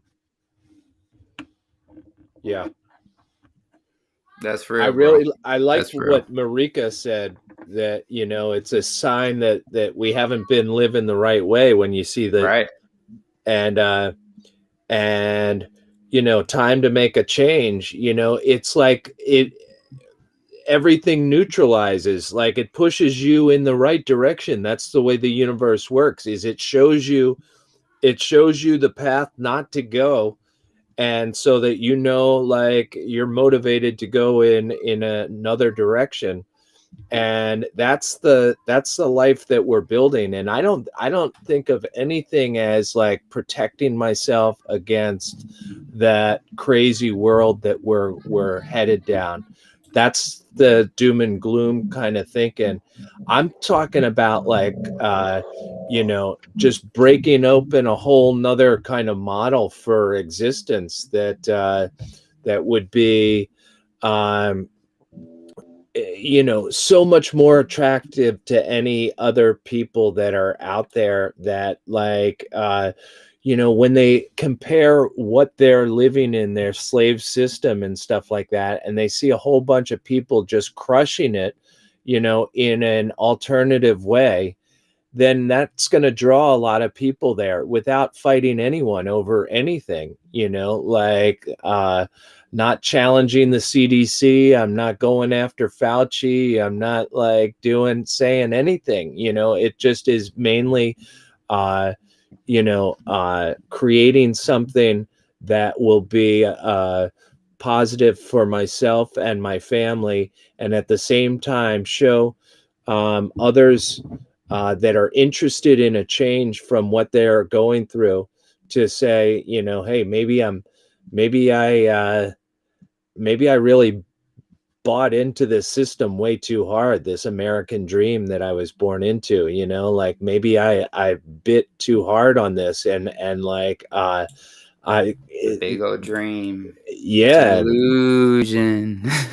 yeah. Once you start to realize that, you say, well, who else thinks the way I do, you know? Or I actually think it could work the other way. Like the things that we believe, as far as the shape of the earth, or, you know, the modern medicine system and vaccines and everything like that, the things that we believe could slowly seep into people that are first attracted to the way of life that we have going on. You know what I'm saying? Right. Like if we have a whole bunch of mobile people living in an RV park, and some people come to visit, like, guess what? Before you know it, they're going to realize that like everyone in that RV park thinks that the earth is flat. And they're going to be like, wow, that's interesting. I never even thought about it. But, you know, like, that's not going to scare me away. I like these people too much, and I like what they're doing, you know? So tell me more. Well, you know,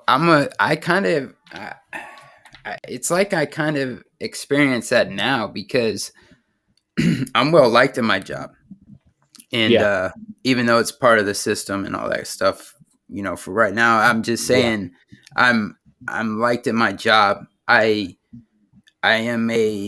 not like a negative person. I'm always trying to like educate. I'm not trying to like act like I'm just like, there's always something going on where it's like, you know, I bring something up and it's like this, I'm always enlightening people with information. And then next thing you know, they're letting me know they're watching the show and stuff, you know? Right. And that's happened with a lot of people at work, more than most. And then it's even like ends up being like conversations on the down low, because like the others don't, you know, it's right, like, right. you know, they're all like secretly they get it, you know?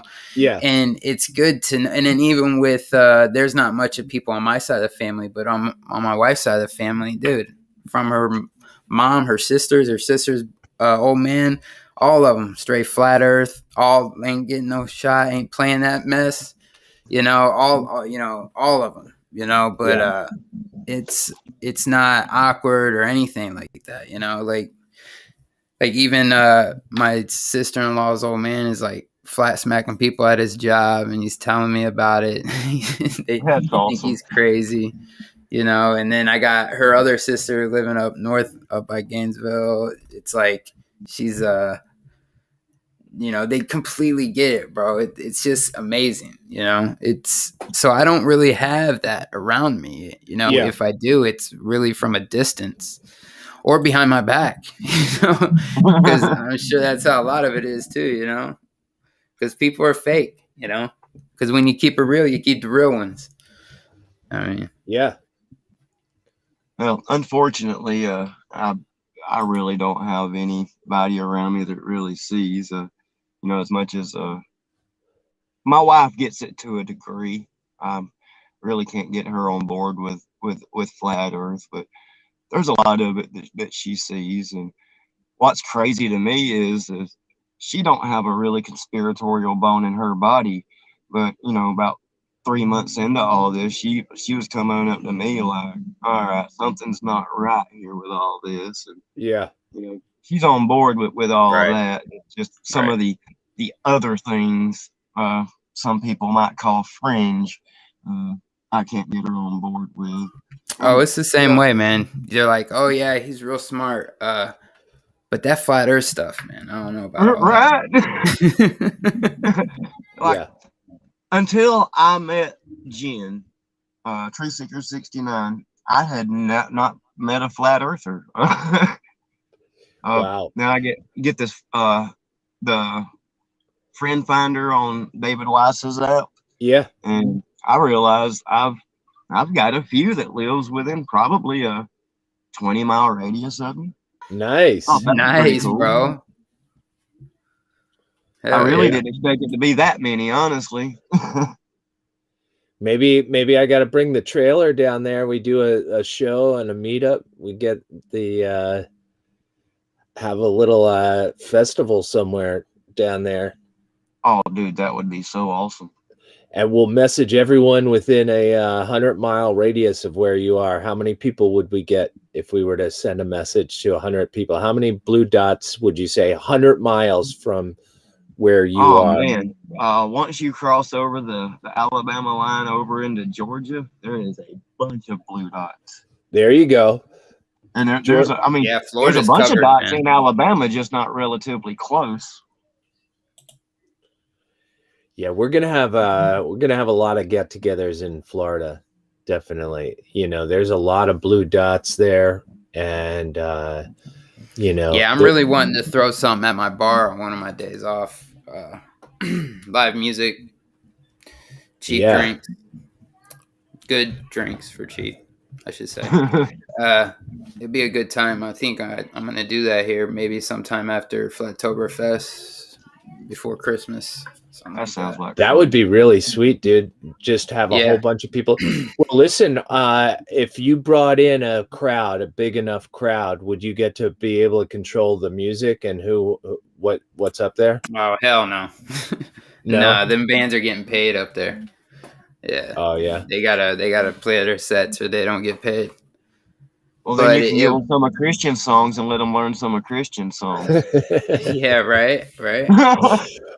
Like in the middle of some of your dance numbers, could you throw in the fucking flat song? Yeah, fucking flat. Right. Yeah, can you just switch these lyrics over here? Try to get them. Listen, I'm really psyched about that friend finder, and it's cool that like you initially thought that you didn't really have anyone around you, but like when you draw that radius and you see how many blue dots are in there, it's pretty exciting, to think about. And the other thing is people are passionate about the like being part of meetups, because there is such a demand for fellowship in this space, because there's so many people that we're surrounded by that just don't get any of the stuff that we're talking about. So there's a yearning for the kind of fellowship. So like if you were to message the people that are in that radius, Jeremy, like you'd probably get a pretty high percentage of people that would be willing to meet up somewhere. Look at that.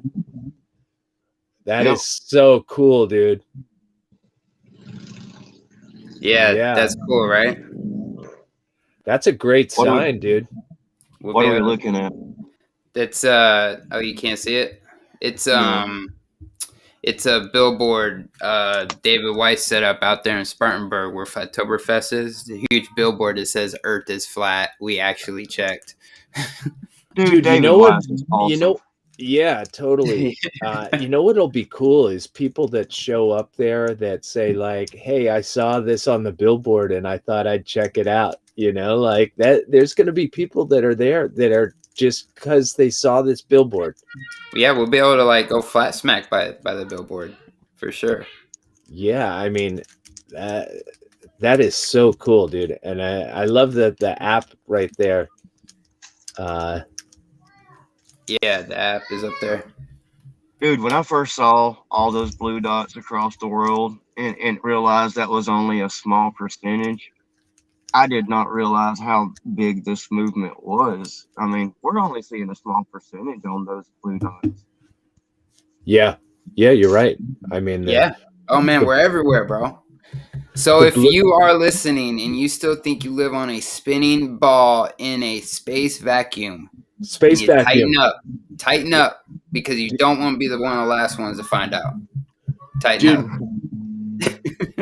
You know what? Life in a vacuum sucks. No doubt, right? Boom. You get it? No one. Vacuum doesn't suck, bro. Vacuum, you fucking flurf. Vacuum doesn't suck. That's some quantum stuff right there, Christian. I love the Don Pettit thing that we opened the show with. Oh yeah, you like that? We'd go there in a nanosecond if it would just Here, you know. I'll play it one more time. Hold on. Read between the lines. Take a listen. I'd go to the moon in a nanosecond.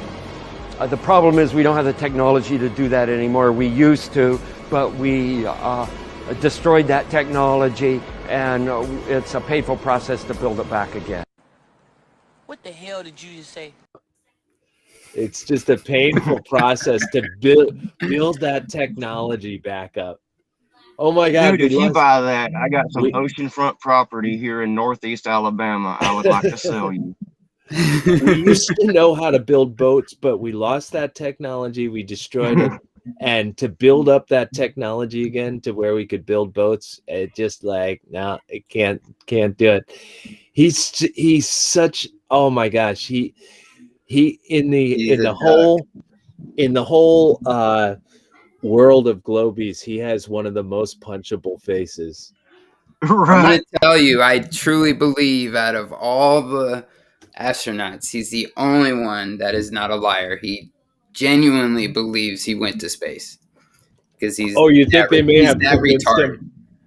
Oh, he's that fucking dumb for sure. He thinks he's been there for sure. So he's the Truman of NASA. Yeah. Don Truman Pettit. I don't know, dude. I don't know. I think he's got enough savvy in his words that he says to be, you know, one of the stupider ones on the inside. You know, like they were like, oh my gosh, someone's got to make the announcement to the media about how we can't get back to space. So they just like picked Don to do it, you know, like he's just like the easiest within the circles to convince to say stupid crap, you know, but he's got enough sense that like he's still part of the. I mean, dude, there'd be so much to try to convince him that he actually went to space. Like, what is he going to actually go into a little tube and they're going to shake the tube around and he's going to be like, oh my gosh, we're blasting off. This is crazy. No, dude, it would be way harder to try to, it would be way harder to try to convince someone that they went to space than to actually have them lie. You know, seriously, if they actually set the bar so high that they actually had to convince astronauts that they were going to space, that would be a lot harder than actually going to space, right? Well, that would explain where our $53 million a day goes. Yeah. No, to actually throw someone into a tube for 3 days and shake them around and like present them with images on the screen, and then to like have them walk on a surface, right? You know, like and be like, look guys, we're on the moon, this is crazy.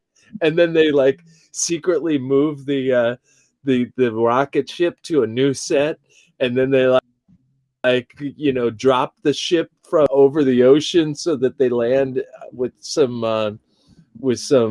parachutes in the ocean, and they all get out of there and they're like, wow, what a ride, that was a ride. No, dude, there's not one person, dude. Well, that's what they do, isn't it? That's essentially what they're doing, right? There can't be any one person that's on the inside that actually believes that they're, you know, in another environment. Not at that level. No way. Not, I mean, so, but he just, you gotta be bullshitting. Like, they know they're bullshitting. Like, there's the so-called people who went past a certain height are bullshitting. Oh yeah. Yeah. Like, I don't even think our bodies can leave this place, you know? Like, we are, right. There's no way. We can't survive outside of this electromagnetic field. There's no way. Did you hear that people were talking about how little of the space flights, you know, these billionaires did all of this amazing travel that they just recently did, but there's like very little footage of any of the things. I sent you that link. Yeah, you sent me that link, and it's just like I'm gonna bring it up. I thought that was really interesting. They're basically, you know, holding their feet to the fire and saying, how come the whole mission wasn't live streamed? You know, like, seriously, if you're doing something this monumental in this age of live streaming and social media, why wouldn't the whole thing be live streamed? It's a day in space, right? Like, why would you just have one 15-minute segment with the news media, and that's the entirety of your communication with the rest of the world, is like a few prepackaged meetings with the, come on. Probably the same reason they can't turn Hubble around and actually get a real picture of Earth. Yeah, exactly. You can't turn that around and show us. Zoom in on. It only looks one way. All right. So yeah. So this says, let me read this. Lack of footage. Yeah. The 4 space tourists on board SpaceX Crew Dragon spacecraft had very little footage to share while on their 3-day journey circling the Earth last week. Bullshit. Apart from a brief scheduled broadcast on Friday evening, we heard almost nothing from any of the 4 civilians, leaving us with plenty of questions, especially in the area of ubiquitous social media. The unusual silence from the crew led many to believe it was due to private nature of the mission. A mission?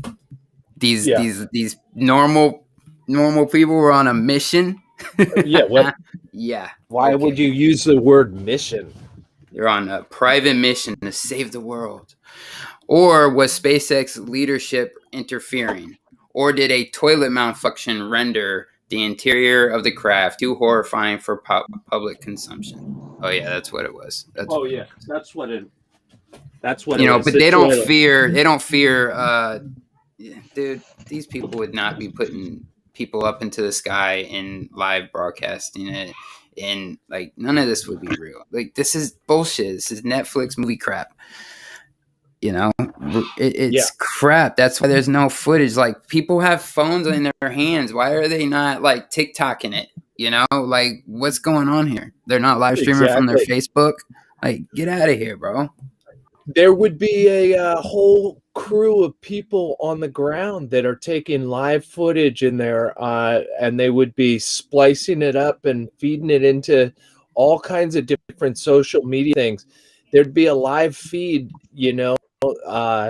of them throughout the whole time that they're doing it. Come on, it's so ridiculous that and guess what? It's not a malfunction because every mission to space has the same profile. They all do just a handful of like little things to talk with us here on Earth, right?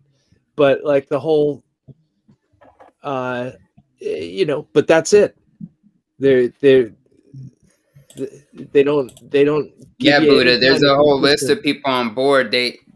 You can watch this whole show, this whole thing on Netflix. Okay, except the 3 days that they're supposedly up there, but you can see them all. It's a uphill battle. One of them's has a missing leg, and they're all like underdogs. It's like some bullshit love story. Yeah. and they're all like underdogs, and they can make it to space, and if they can, we can. Dude, it's all bullshit, dude. Every single story that they're feeding now into the population is another one of these bullshit stories that like you can do something, you can be a difference maker, you can and it's like, so it's such a poke in the eye. It's disgusting. It's like they're saying you can't do anything because like you're believing this garbage that we're presenting, just like the songs after Buddha. Sandy It's the Hook. Inspiration 4. Look it up. It's a complete joke, Buddha. Check it out. If you haven't already, it's a joke. Look at that song that Gabby was in. What was that, her name? Gabby, when she was 14, was like, "You're irreplaceable," and it was all the songs that came after Sandy Hook, right? So all of these events are basically packing on a whole bunch of fake, heartwarming, feel good videos and stories that they're just playing. This is think tank stuff. This is Tavistock. This is like the same kind of social engineering has now got us all believing that, like, it's crazy, dude. I can't even watch anything, dude, without seeing in these troubling times where we need to rise above and realize that we got, and it's just like it's playing into all of the news stories as if they were actually real events that happen. You know what I'm saying? So it's like fake emotion on top of false flag events.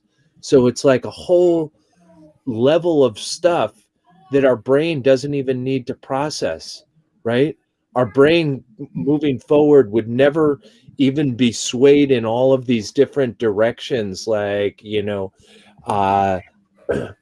they know that the it's a double punch, because they know that after a 9/11 or a Boston bombing or something like that people are going to be gut wrenched, right? And that they're going to be yearning for some kind of like hope in this world of despair and everything like that. And guess what? They've got it all produced and ready to go, just like that Gabby video after Sandy Hook, right? It's all ready to go. All the lyrics to just play right into all the emotions that you're feeling from the fake event they just presented you with. And guess what? They're making money off of your off of your falling for all of this. You know what I'm saying? All of these songs, all of these artists that come out of the woodwork to make these things, all of these are money makers for them. These tributes that they do, a concert of hope, right? They'll do a concert of hope on a network that will be after the wake of a high school shooting or something, a concert for hope. Well, guess what that concert made? It made about $500 million in earnings and donations and everything like that, right?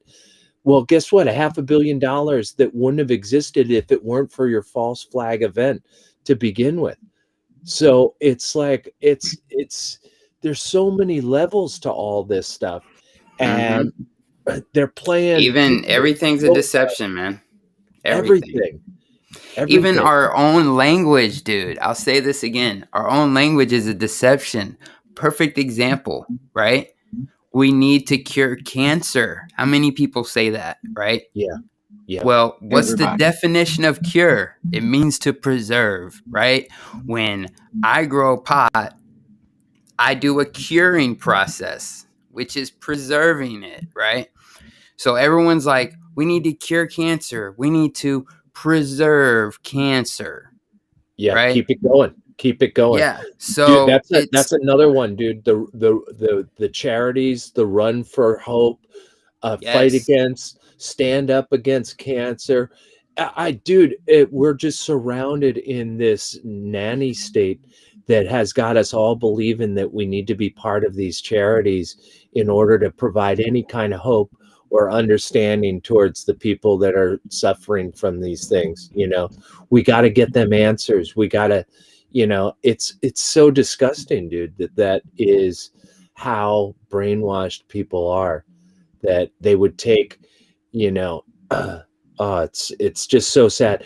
They're not interested in curing anything, because this is a huge moneymaker that keeps preying on the weakest minds that will take any diagnosis that they're given, and they voluntarily throw their body into all kinds of crazy states in order to fight off the fear that they've just been presented by their oncologist, and it's so much money that it's attracted the worst of doctors into this field of cancer research and treatment and stuff like that, to the point that they're just looking at these customers coming through as big dollars, and many of them are telling people they have cancer when they don't have cancer, just because they know that they can get people to do it, and they can get people to basically kill themselves. They give them an expiration date and they embrace it.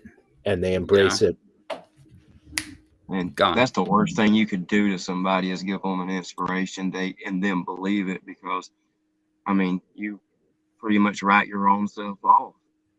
I mean, the sad part is they make you have cancer with all the stuff that they put in your food and in the water, and all the plastics we come in contact with every day. It's just a cyclical system of right. They give it to us, they treat us. They give it to us, bro, and they want it, bro. They love it. They love that shit, man. They eat it up, dude. And we're trying to walk away from it. So at the end of the day, we are still in control of our lives. No one is ever in control of our lives but us. The whole psyop that we need to be governed. Please govern me, please. Oh, the roads. What about the damn roads? We can build a fucking road without the help of government. Come on. We don't need to be governed. We can govern ourselves. We can have rules without rulers, And the stigma they put on the word anarchy. Anarchist is just without rulers. Yes. When I think of people having a garden in their front yard, everyone having their own garden and it community based, and when other people hear anarchy, when the normies, the NPCs, they think of Antifa, right? Yeah. They think that anarchy is chaos, and it's not at all. Well, I'll tell you what, you try any of the Antifa looting or whatever of a society where anarchy is the way things go, those people are going to get their ass kicked pretty fast. You know what I'm saying? Someone comes into a shop and starts busting out windows. Guess what? It's going to be a price to pay, Right. And not in this neighborhood, motherfucker. You gotta take that shit somewhere else. I'm not necessarily in favor of jungle, kind of rules in terms of but at the same time, like, honestly, I really enjoy the fact that I've gone through life and I actually have no enemies. You know what I'm saying? Right. Like, I have no enemies, and you could say, well, what would happen to you in a world where anyone could do anything to you, and you wouldn't have the protection of the police or whatever. And it's like, you know what? I don't have any enemies, so I don't fear any people coming after me to try to kill me or anything like that, right? And it's almost like karma. Like, I believe in it so much that it's just like, I don't fear a system that is that is I don't know, that doesn't have a policing system, because that's not where I get my protection from. I get my protection from the universe that is protected me my whole life. The police are always show up after the situation has happened. So the idea that the police are going to protect you is a fucking joke. Okay. Like, the incident has happened. Now the cops arrive. Who we cuffing? Whose rights are we violating? So yeah, definitely. That's why, things like the Second Amendment is important, but Jeremy, if you want, we're going to wrap it up here shortly. If there's anything else you want to get off your chest, or anything on your mind, or anything you want to put out there, any ideas for your coming videos, any future videos coming out, or anything like that? My next video I'm working on right now is just some more out of place architecture, some old world architecture. Nice. Yeah, your last one was really good, dude. And I mentioned in the comments what I think you should do next. I think high school would be a great one, dude. Yeah, dude, that'd be a really good one, dude. That's probably going to be my next project after this one. Jeremy, have you been enjoying, like, have you always known how to make videos and stuff like that, or are you learning for the first time? I'm learning as I go. That water vid was the first video I've ever made in my life. So nice, bro. Are you like? That's awesome. Are you liking the challenge? Yeah, I've been needing a new hobby, and I've really been enjoying the ride thus far. It's given me something to look forward to. I enjoy reading the comments and getting the feedback from people, and getting good suggestions from people. Like, Austin's suggestion with the schools, I would have never thought about that if he hadn't. Bro, you'd be surprised how many high schools. You'd be surprised, bro. There's a lot of fucking high schools that are using, like, you look at the building and it's like, it screams Antiquitech, Tartaria stuff, Yeah, I'm definitely going to be checking into that. That really piqued my interest when I read that comment. But yeah, pretty much I just go with the flow. Whatever idea hits me that day, I'll look into. I'm trying not to stay focused on just one certain thing, because I got so many things that interest me. Yeah, that's cool, man. Dude. You're doing awesome, dude. And that being your first video ever doing, that's good, because that was a great video. The whole 1 part, 2 part, 3 part thing, that was cool. Man, I appreciate that. Yeah, I just want to say thank you for y'all's support. Jen had been trying to get me to do it, but it was that little extra word of encouragement from y'all that led me to this way, and I just appreciate it. All the support I've got from the community, all my subscribers.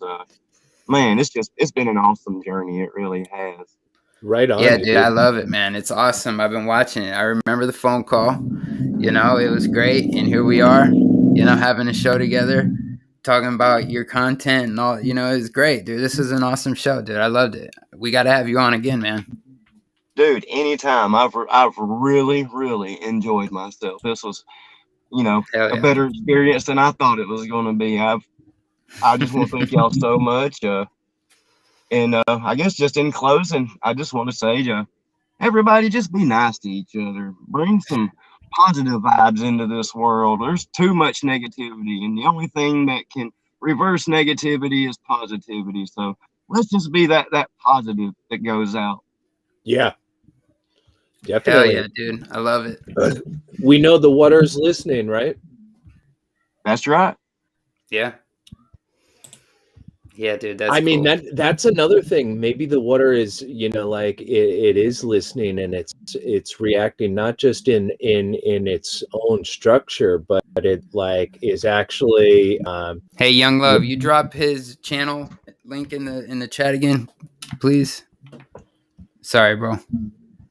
Yes, happy 50th, man. What a great show for our 50th show together, Christian. Yeah, dude. Cheers, awesome, everybody. Awesome time, and cheers. It's the chat has been great. Steffi, yeah, they did the same thing at my daughter's high school. They did an Alice drill, they call it here in Massachusetts, which is a lockdown drill. And they warned the parents. So I got an email that they were about to like traumatize our kids with the lockdown drill. Yeah. And then they send you a message that lets you know that it's complete. The brainwashing is complete, basically. Oh yeah. my goodness. Yeah. It's the same kind of thing that my wife and I got caught in at the elementary school while we were there. I remember that story. How crazy, dude. And so I got to actually witness this whole thing, and it was the weirdest, creepiest, most disturbing brainwashing thing I've been a part of. But no, back to the water stuff. Like, it could be that the water is not just reacting, like when we say positive things or negative things, then it creates crystalline structures. But what if it's like listening, and it can like move and like direct itself, almost like remember those super twin super twins? They were part of the League of Justice. They were like Wonder Twins, yeah.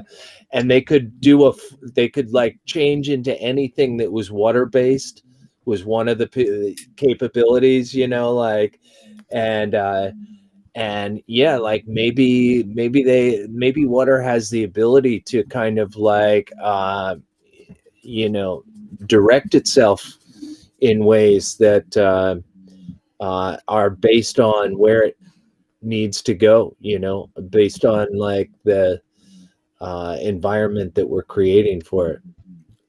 Like it is the actual mojo that surrounds it. I agree. Like I said in one of my vids, I believe that I call him Father. Other people call him God. Other people call him Jehovah. I call him Father. But I believe that, water is Father's kind of like 3D printer material. It says in Genesis chapter 1, verse 9, it says, "And God said, let the waters under heaven gather together into one place, and let the dry land appear." It didn't say the dry land came up. It said the dry land appeared. And it sounds to me like God possibly made the land from the water. Oh, interesting. Wow. Dude, I like that. Almost like it was like the cement that, like it was making a cement that was like water based or something like that, and it's like it drew out of the water the land. Right, and I believe that water is our link to Father. Like say when we focus our intentions, like say on his son's name, maybe that opens the water up into a vibration to where we can have a direct link with Father. Interesting. Yeah, dude, like I like that. like the water is the ether, and it's like the communication medium. Yes, exactly. I like that, dude. Hell yeah. Waters above Well, was talking about baptism in the Bible. yeah. You know, being a water-based experience. Right. I just think there is a lot more to water spiritually than we could ever even comprehend, honestly. The primary waters, man. Gives a Very whole new cool, meaning dude. to separating the waters from the waters. Like there's like primary water, which I feel like we're encased in it, man. It's, you know, and then even on from the macro to the micro, we're encased in mostly water. You know, our soul is. It's like where those little Russian dolls. Yeah. You know, open it up and smaller. It's like all the way from the scale of the whole enclosure down to our enclosure of our souls. You know, Yeah. like it's fascinating stuff. But also, you know, it opens up a huge kinetic thing too. Like if you think, I never thought about this, but if you separate Oh water, yeah, there's a huge pressure to get that water back together. Like it wants to come back together, right? So like it takes a lot of force to separate the waters from the waters. And in a way, all of that energy could be like you know, the mechanism that this whole thing works in is like the kinetic energy that's from the separating of the waters above. Dude, I like that. like You know what I'm saying? Just like if you take if you push water away like a hydro what is it like just like what we were talking about before we went live with the bending of the water with the magnet. Like yeah, it's like that. This magnetic field is pushing, separating the waters. Literally, like and our a boat, what our makes a boat float is the water that you're pushing away from is forceful enough to keep that boat up. It, even if that boat is made out of metal, which is really heavy, right? But the weight of the water itself that you're displacing by putting that boat in the water is heavier, and it wants to push the boat up and keep it up. That's what, you know, just the power of separating water gives you the ability to float a boat. You know, so now you imagine it on a grand scale where you separate the waters above from the waters below, and now you have a huge amount of force that you can apply anywhere you want to. It's all hydro powered, you know. It's like wherever you need a lot of force, you have it. yeah. Because Look what Marika just says. Amniotic fluid gives you amnesia, like a buffer into this realm. Oh So it's wow. like, you know, dude. See, we definitely gotta have you back on. We gotta keep going with this. yeah, dude. Great. Anytime, guys. Anytime. Hell yeah! All right, guys. We're gonna have to wrap it up. Yeah, Jeremy, great having you on, and yeah, let's do it again sometime. And if you can make it, I would love to see you at Flattoberfest. All right, man. Happy 50th, y'all. Yeah, thanks, thank bro. you, brother. Thank you.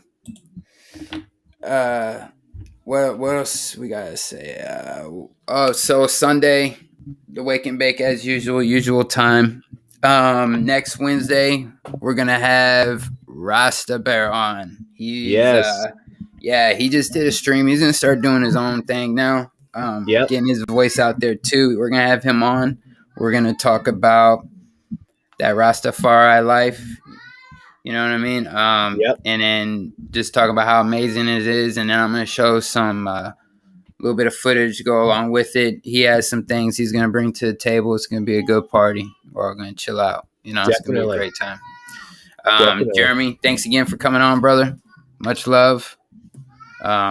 Also, if anyone knows of anyone who is living a mobile lifestyle in a trailer, RV, or otherwise, just hit me up. I'm gonna start doing this show called Trailer Truth on my channel, and we'll get to talk to people that are doing it, and get kind of a view into their lifestyle and what kinds of things they are finding easy and what kind of things they're finding challenging, and how they're overcoming those things, but I guess I should include tiny homes in something like that.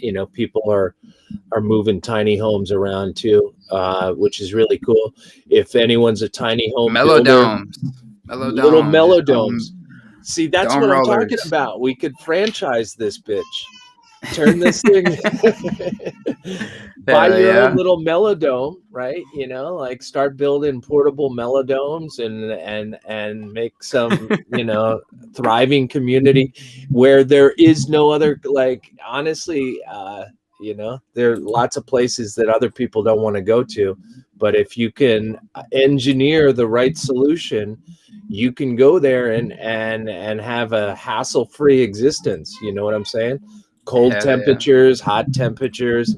If you can insulate yourself well and create, cool things, that's one of the things that we're going to be talking about is like different geographies and the challenges associated with like living on the land, whether it's like, it could be entirely different in Texas as it is in Maine, Maine living all year long in a trailer or RV out is very challenging, seriously. It's like, it's tough to make a go of it, but like maybe there are solutions to actually making it so that people could RV in Maine all year round, and it could be a really fun thing to talk about. So that'll be on my channel, Travel Truth, Trailer Truth, and yeah, great 50th show. I had a great time with you guys, and yeah, bro. Look forward to Sunday. Yeah, for sure. One more thing. If you guys want shirts, $20 each. Send $20 to the Cash App with a note with your shirt size and mailing address, or you can become a patron of myself at $5 a month, or you can become a patron of Christian at $5 a month and help him with the whole traveling situation. We need to give that an official title, brother. We need to come up with an official title for that. Whatever. Yeah. But yeah, so support. All the money comes back into the show and you get a badass shirt. Yep. Just throwing that out there. Next show be Sunday morning. Talk about some good stuff. Bring some people on. Have a good time. And then Wednesday, Rasta Bear. So that's about it. It's going to be a great week. Yeah, man. Yeah. Have a great week, everybody. Much love, Jeremy. Much love, brother. Everybody in the chat. All 52 of you right now. 57. Much love, everybody. The best. All right. Peace out, guys. Later.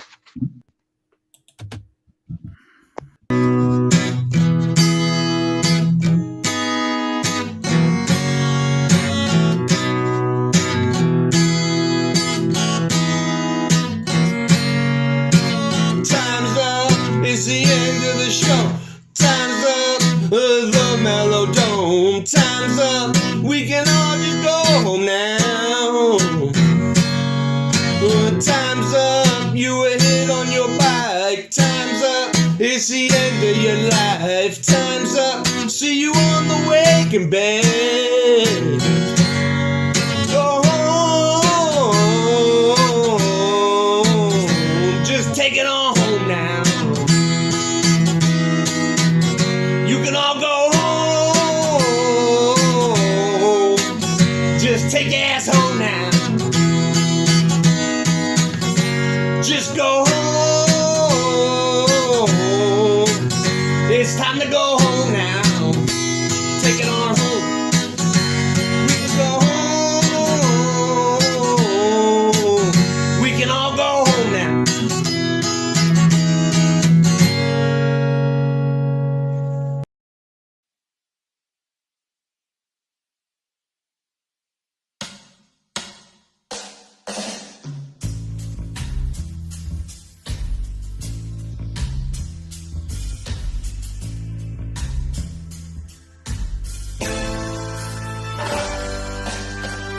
The Mellow Dome is a beautiful place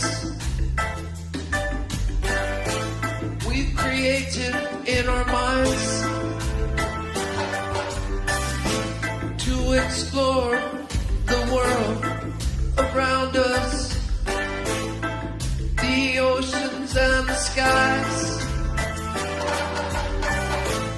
We want to reach out and connect with humanity, with beautiful souls, truth-seeking minds, open eyes to see. Yo, why they always trying to clown us like Neil deGrasse so-and-so? They must be joking, cause the bears they've been poking, they are walking far from broken on another level flow. We got to keep the truth flowing, cause they'll be choking as we keep quoting all the facts we've been told, cause the truth is potent, the globe is broken, we are still, ain't no motion. We know that we don't know. Ooh, that's how we grow. We stop fighting with ourselves. We learn to let things go. Now we all come together in this moment in time for fellowship, to share the truth, to relax and unwind. So, gotta keep the truth flowing, so you'll be choking as you're quoting all the facts we've been told. Because the truth is potent and the globe is broken, we are still, there ain't no motion. The Mellow Dome is spoken, so take it back, take it home, hit us up on the phone, cause you don't have to be alone. Welcome to the Mellow Dome.